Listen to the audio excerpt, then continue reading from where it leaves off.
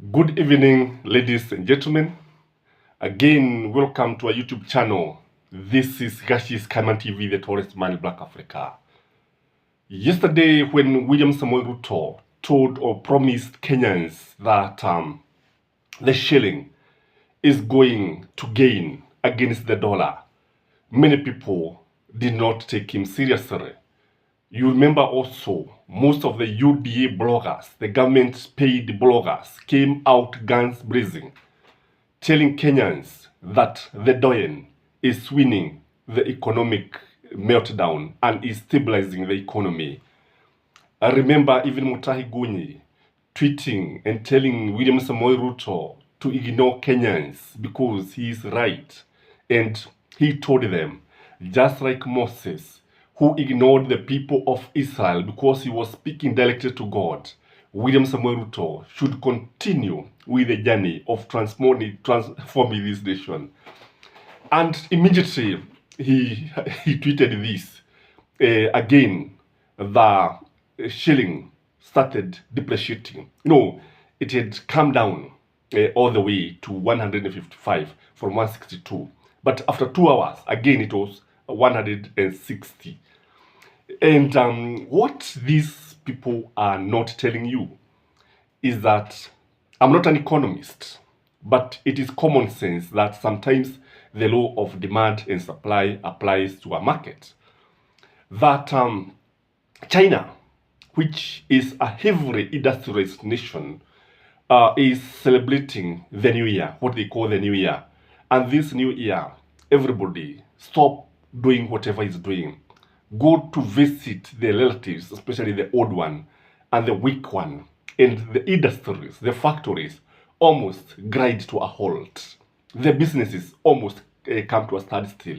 It is like we celebrate Christmas here. But for them, they take it very, very seriously. Very, very seriously. You know, Chinese, one thing I know about the Chinese, they take life very, very seriously. They take issues very seriously. It's not like the way Africans take issues. Unajua Mwafrika, even the issue of time is a problem, kwa sababu Mwafrika akikwambia mtaonana leo, mnaweza kuonana after 1 month. Akikwambia atakuja saa 5, huenda asikuje ama kuje usiku. Look at the way our readers tell us that they are going to grace the occasions. Na wanaambiwa, when you look at the program, ratiba inaonyesha kwamba wanafaa kuwasili saa 3 asubuhi. Lakini watu wanakaa pale, wanatafunwa na jua, wanakagwa na jua, karibu ngozi zao ziyeyuke, ziwe mafuta. And the leaders arrive at noon, and when they arrive at noon, wao wanakaribishwa kwa soda na maji. Unaweza shangaa kama watakunywa soda na maji wakati mmoja na vitafunio vingine. Well, the sun is scorching the poor Kenyans. So the Chinese takes arrive very, very seriously. So what this means is that very little activities are going on. And it also means that the demand for the dollar in China is very, very low. And that is why the dollar now is in plenty. And because it is in plenty, that is why the shilling is gaining. Wait for two or 3 weeks, because this New Year phenomenon in China normally takes 2 weeks. Subiri, goja, baada ya wiki mbili utaona vile mambo itakavyokuwa. Huenda the shilling exchange rate go all the way to 170. That is the truth of the matter. And if you ask Kenyans if they are feeling, because definitely, and for a fact, Kenya normally vitu vingi tunaagiza kutoka nje, bidhaa nyingi tunaagiza kutoka nje. Lakini ukiuliza wananchi wa kawaida, ukiniuliza mimi, uliza watu wa kawaida, watakwambia jambo moja, watakwambia we are not feeling it. We are not feeling it. And that is why even EPRA itself is joking with Kenyans. That is why it is insulting the intelligence of Kenyans by lowering the cost of fuel with 1 shilling. What is 1 shilling, ladies and gentlemen? When you look at it, what is 1 shilling? And again, you see the bloggers celebrating everywhere. You see the UDA bloggers celebrating that William Samoei Ruto, after all, is stabilizing the economy. Wapi jameni? Wapi? How I wish that William Samoei Ruto can bring the shilling down, or the dollar down, whichever, all the way to where he found it when he took over the presidency. If he can bring it to 119, because when he took over the presidency, the exchange rate of shilling to the dollar was 119 shilling. If he bring it even one cent below 119, then I will say he's doing something. But as things stand now, he's not doing anything. As things stand now, the market forces are doing what they should do. They are behaving normally. Because when you look at the economy, there's nothing substantial that we can say that the government has. That's why the shilling is depreciating or appreciating. The government has not done anything. It has not done anything that we can say the shilling is now gaining.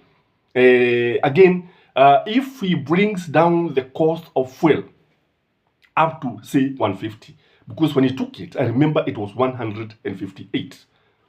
If he brings the cost of fuel all the way to 150, we shall not find it.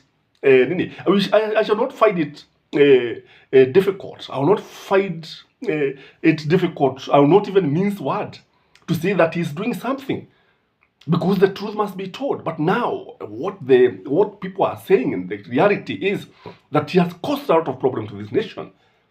The fact is, he's telling us he has a plan. He is not doing anything. And if he is doing anything, it is not benefiting the country. So let's continue stating the facts. And again, you also see the bloggers telling us the price of uga has come down. Yes, it has come down as it should, because it is time for harvesting. We have already, in fact, many people harvested between November, and harvesting is still continuing in some places, even now. So there is plenty of grain, there is plenty of maize, and it is expected. But let us wait. Let us give it 3 months. Let us see how much uga will cost by say May. Tuangalie wakati wa May tuone kama if the price of uga will remain 140, because they told us it is going to come down all the way to 140. And you see, kusema kweli hata hili ni jambo ambalo haliwezekani, kwa sababu after all the farmers also want some money in their pockets. Sababu kwani uga unatoka wapi? Si unatoka kwa mahindi. Mahindi yanauzwa nani? Si ni mkulima. Na bado tunasema nini? Pesa mfukoni ziko wapi? What we want William Samoei Ruto to open new industries, new factories. We want William Samoei Ruto to create jobs. Lakini usituambie ya kwamba ati unakata watu mishahara, unakata mishahara mpaka watu hawana chochote cha kupelekea watoto wao, such that if you look at the faces of civil servants, you look at the faces of policemen, you look at the faces of everybody, workers in the private sector, in the government, bila kuambiwa utaona ni watu ambao wametatizika si haba, ni watu ambao wana hasira, because all said and done, this economy is not doing well. So ladies and gentlemen, we are going to be watching and see how this economy is going to behave, and we are going to tell the facts as they are. When things are good, we shall say they are good. When they are bad, like they are now, we shall not hesitate, or we shall not mince words, and we shall continue saying it as it should be. And again, when you look at it, jambo moja ambalo tunaona ni ule wizi ambao unatokea, kwa sababu ule wizi uko katika serikali hii ni wa hali ya juu sana. We have not seen William Samoei Ruto fighting corruption. We have not seen him. We have not seen anybody trying to do much. But allow me to niwe mugala lakini nimpe haki. Kama Waswahili wanavyosema, mugala muwe na haki umpe. Mnaona Kidiki? Kidiki has never been outside the country since he became the CS. Hongera. Unlike others, wengine kama Moses Kuria wameenda sijui, I don't know whether there is any country left that they have not traveled. Wengi, karibu wote, and he's the only one who has never left the country, which is good in my view, because tunaweza kuona ya kwamba huyu ni mtu ambaye tunaweza kusema anajali. In fact, Kidiki has good intentions from the word go. How I wish he was a DP. Secondly, Kidiki, a research was carried out, and it was discovered that Kidiki has spent 90% of his time kule mashinani. That is good, if you ask me. Again, mugala muwe na haki umpe. I told you when things are good, we shall always say they are good. When somebody is doing the right thing, we shall say he's doing the right thing. Kidiki has silenced the guns in North Rift. I don't know what you think. But on the other hand, the mobile passport, mobile ID, he's failing us. He's failing the nation. Mabo, good conduct, he's failing the nation.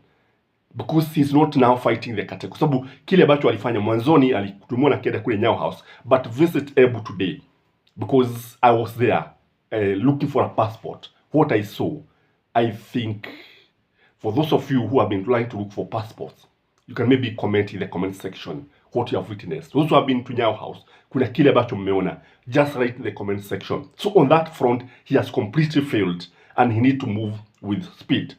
I don't know whether this docket requires 2 CSs because from where I sit, the work is overwhelming. If you look at Kidiki, he has even emaciated a bit. If you look at his skin, he's now, utaona amezeka. Si yule kijana barubaru ambao tulimuona. And by the way, Kidiki is very young. A friend of mine who was schooling with him was telling me Kidiki is, even in school, he was a good guy because they would meet in CU and he always means well. I don't know what you think, but from where I sit, William Samoei Ruto is not stabilizing the economy. From where I sit, what we are doing is to politicize everything, even things that we should not be able, or which we are not allowed, or which are not good to politicize. Let William Samoei Ruto focus on the economy.